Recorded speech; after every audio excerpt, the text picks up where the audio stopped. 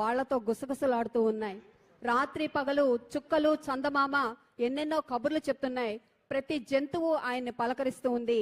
అనేక అనుభవాల సమాహారం శ్రీ కొమెర అంకారావు గారు, జాజీ అంటారు వారిని, కన్జర్వేషనిస్ట్, నల్లమల ఫారెస్ట్. వారిని వచ్చి వారి అనుభవాలు చెప్పవలసిందిగా స్వాగతం తెలియజేస్తున్నాను. Welcome sir. అందరికీ నమస్కారం. నా పేరు కొమెర అంకారావు, జాజీ అని నిక్నేమ్తో పిలుస్తారు. నా వయసు 43 సంవత్సరాలు.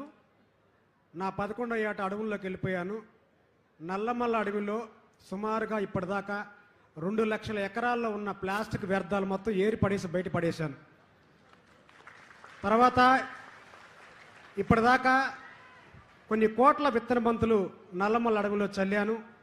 అలాగే ప్రతిరోజు అడవుల్లో 20-30 కిలోమీటర్లు తిరిగి అడవుల్లోకి ఎవరు రానివ్వకుండా అడవి కాపలా ఉంటాను. ఏ వృక్షాన్ని నరకకుండా, ఏ వన్యప్రాణిని చంపకుండా కాపాడుతూ ఉంటాను. అలాగే అడవి ఫైర్ అవుతున్నప్పుడు, మంటలు ఉన్నప్పుడు వేసవిలో అడవుల్లోకి వెళ్ళి మంటలు అదుపు చేస్తూ ఉంటాను. నన్ను ఆంధ్ర ఫారెస్ట్ మ్యాన్ అంటారు. నేను ఈ ఆంధ్రాలో పుట్టడం నా అదృష్టంగా భావిస్తున్నాను. అయితే నాకు స్ఫూర్తి ఎవరు అంటే, మా చిన్నతనంలో ముఖ్యమంత్రి నారా చంద్రబాబు నాయుడు గారు నీరు చెట్టు లాంటి, జన్మభూమి లాంటి ఎన్నో కార్యక్రమాలు పెట్టారు. అప్పుడు మేము చిన్నపిల్లలం సార్. మీరే మాకు స్ఫూర్తి. మీ అడవుల్లోకి వెళ్ళి అడవిని కాపాడుతున్నామన్నా, పచ్చదనం చేస్తున్నామన్నా మాకు మీరే స్ఫూర్తి. అయితే నాకు చిన్న కోరిక, భగవంతుని ప్రకృతిని కోరుకుంటున్నా సార్. మీ వయసు తగ్గాలి. మీ వయసు తగ్గితేనే బాగుంటుంది. ఆంధ్ర భవిష్యత్తు మీ చేతుల్లో ఉంది సార్. మీరు మాకు స్ఫూర్తి. అలాగే డిప్యూటీ సీఎం గారు, ఆయనకు మేము వీరాభిమానులు. అయితే ఆయన ఇప్పటికీ పదవి చేపట్టి 1 సంవత్సర కాలంలోనే అడవుల శాతం అనేది బాగా పెరిగింది. దీనికి ప్రత్యక్ష సాక్షి నేనే. ఎన్నో కార్యక్రమాలు, వారికి మడ అడవుల పైన ప్రేమ ఉంది. అడవులు, సామాజిక అడవుల పేరుతో ఇప్పటిదాకా ఎన్నో కార్యక్రమాలు చేపట్టారు. వారు చేయటం వల్లనే అడవుల శాతం పెరిగింది. మీ ఇద్దరు ఇలాగే చిరకాలం ఉండాలి సార్. కనీసం 30-40 ఏళ్ల పాటు మీరు ఇలాగ ఉంటేనే ఆంధ్ర భవిష్యత్తు బాగుంటుంది సార్. మీకు నిండు 100 ఏళ్ళ ఆయుష్ ఉంటుంది, అది ఖచ్చితంగా సార్. మీకు ఉంటుంది సార్. మీ ఇద్దరు 100 ఏళ్ల పాటు చరిత్ర పుటల్లో ఉంటారు సార్. ఇక నా యొక్క చిన్న విన్నపం ఏంటంటే, నల్లమల్ల ఫారెస్ట్ అనేది దేశంలోనే ఒక పెద్ద ఫారెస్ట్లో ఒకటి. క్రీస్తు పూర్వమే సిద్ధనాగార్జునుడు చైనా నుంచి, బర్మా నుంచి విద్యార్థులను తీసుకొచ్చి ఇక్కడ పాఠాలు చెప్పిన చరిత్ర మన నల్లమల ఆంధ్రప్రదేశ్ది. అయితే ఇప్పుడు మనం దాన్ని విస్మరిస్తూ ఉన్నాం. దేశంలో వేగంగా ఔషధ మొక్కలు అంతరించిపోయే ఫారెస్ట్ నల్లమల ఫారెస్ట్ అయింది. కారణం ఏంటంటే, నల్లమల అంటే నల్లని కొండలు అని అర్థం. కానీ నల్లమల పేరు మాదిరిగానే ఆ నల్ల కొండలు ఎప్పుడు మలమలమాడుతూ ఉన్నాయి. ఎన్నో ఔషధ వృక్షాలు అంతరించిపోతూ ఉన్నాయి. అలాగే కుంటలు లేని కారణంగా అడవుల్లో బెట్టకు గురైపోయి చెట్లు పోవటమే కాకుండా ఆ చెట్లపైన ఆధారపడ్డ పక్షులు చనిపోతున్నాయి, వలస వెళ్ళిపోతున్నాయి, వన్యప్రాణులు చనిపోతున్నాయి. మనం చేయాల్సిన పని ఏంటంటే, కనీసం కొన్ని కుంటలు, జంతువులు తొక్కేసి కుంటలు అంటే అడవుల్లో ఎత్తైన కొండలపైన పడ్డ నీరు అనేది పల్లంగా వచ్చి కుంటగా ఏర్పడుతుంది సార్. ఈ అడవి జంతువులు ఈ తొక్కేసి కుంటలు మొత్తం పూడిపోయే పరిస్థితి వచ్చింది. ఉన్న కుంటలు మనకు చాలా కొత్త కుంటలు కావాలి, ఉన్న పూడిక తీయించాలి సార్. అది మీ ఇద్దరి ద్వారానే అవుతుంది. అలాగే మనం వీకెండ్ పార్టీలు, సండే పార్టీలు, వన భోజనాలు ఇలా రకరకాలుగా మనం అడవుల్లోకి వెళ్ళిపోతూ ఉన్నాం. అడవుల్లో ప్లాస్టిక్ వ్యర్థాలు తినిపడేయటం వల్ల ఎన్నో వన్యప్రాణులు చనిపోతున్నాయి. దయచేసి ఇక నుంచి ఎవరైనా అలాంటివి చేయకూడదు. మనందరం ఒక ప్రథమ బాధ్యతలాగా ప్రకృతిని సంరక్షించుకుందామని చెప్పి నా మనవి.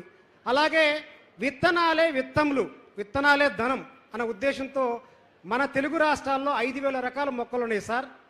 కానీ మనం వాటిని చాలా కోల్పోయాం.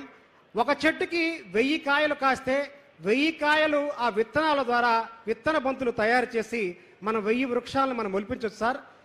తొలకరి జల్లు సమయంలో ఎత్తైన కొండలు, గుట్టలు, కుంటలు, మైదాన ప్రాంతాలు, పలచని అడవుల్లో మట్టి, ఎరువు సమానంగా కలిపేసి మనం తినిపడేసిన ఏదైనా ఒక నేరేడు కానీ, సీతాఫలం కానీ, ఏదైనా ఒక విత్తనాన్ని మనం చుట్టూ కనుక మనం చల్లినట్లయితే కనీసం మనం 100 చల్లితే అందులో 4వ వంతు ఒకటైనా ఖచ్చితంగా మొలుస్తుంది సార్.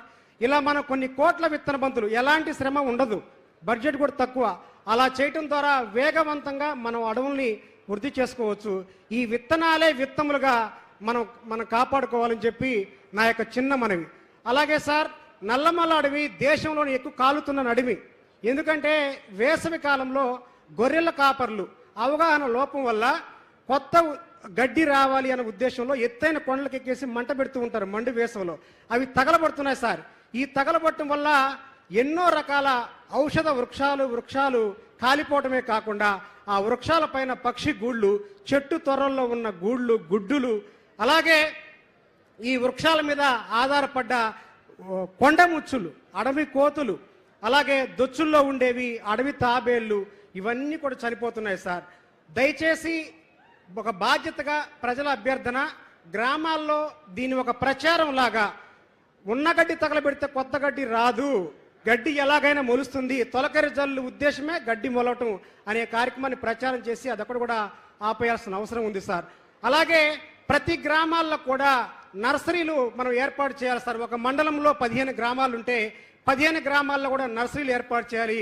అందులో కూడా ఔషధ వృక్షాలు ఎవరైతే మన తాతల తండ్రులు మనం చేశారో దాన్ని ఆ వృక్షాలను కూడా మనం అభివృద్ధి చేయాలి సార్.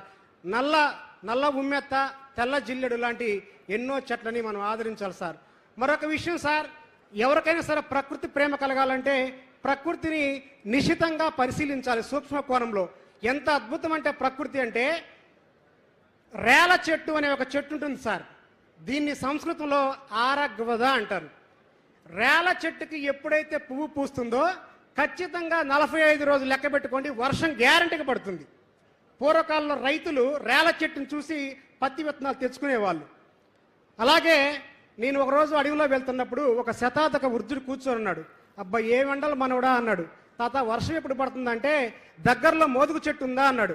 ఉంది తాత అంటే ఒక కాయ కొట్టి తీసుకొని రా అన్నాడు. నేను ఒక కాయ తీసుకొని వచ్చాను సార్.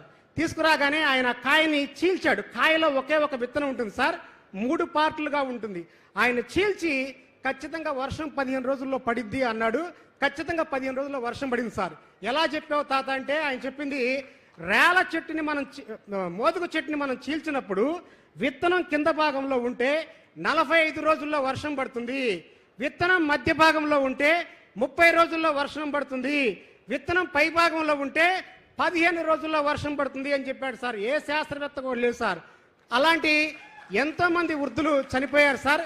ఒక వృద్ధుడు చనిపోతే ఒక లైబ్రరీ కాలిపోయినట్టే. మన వృద్ధుల్ని గౌరవించుకోవాలి, అలాంటి గ్రామీణ జ్ఞానాన్ని మనం సేకరించుకోవాలి సార్. నాకు ఈ అవకాశం ఇచ్చిన ఆంధ్రప్రదేశ్ ప్రజలకి, అటవీ శాఖ అధికారులకి, ముఖ్య కార్యదర్శులకి, ఒక సామాన్య ఆంధ్ర ఫారెస్ట్ మ్యాన్ గుర్తింపు వచ్చిన నన్ను మీరు గుర్తించి ఇక్కడ దాకా తెచ్చినందుకు మరొకసారి మీ ఇద్దరికి కూడా మనస్ఫూర్తిగా హృదయపూర్వక పాదాభినందన సార్. మీరు ఇలాగే ముందుకు వెళ్ళాలి, మేము ఇలాగే ఆనందంగా ఉండాలి, అడవి తల్లి పచ్చగా ఉండాలి. జై ప్రకృతి, జై కూటమి ప్రభుత్వం. Thank you sir. అమూల్యమైన తన అనుభవాలతోటి ఇప్పటి వరకు మనందరినీ మంత్రముగ్ధుల్ని చేసిన శ్రీ కొమెర అంకారావు గారికి ధన్యవాదాలు తెలియజేస్తున్నాము. ఎక్కడెక్కడైనా సరే ఆ విజ్ఞానానికి పుస్తకాలు అవసరం లేదు, అనుభవమే అపారమైన జ్ఞానాన్ని అందిస్తుంది. ప్రస్తుతం ప్రపంచ పర్యావరణ దినోత్సవాన్ని పురస్కరించుకుని భూక్యా లావణ్య నాయక్ 10వ తరగతి చదువుతున్నటువంటి జిల్లా పరిషత్ హై స్కూల్ అనంతవరం పాఠశాల విద్యార్థిని ఇప్పుడు ప్రమాణ స్వీకారం చేయిస్తుంది.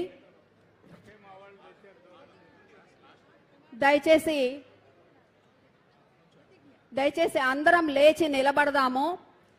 మనకి ఎడమ వైపు గుండె ఉంటుంది, కుడి చేతిని గుండె మీద పెట్టుకుని ఈ ప్రతిజ్ఞను మనం నెరవేర్చుదాం. దయచేసి అందరూ లేచి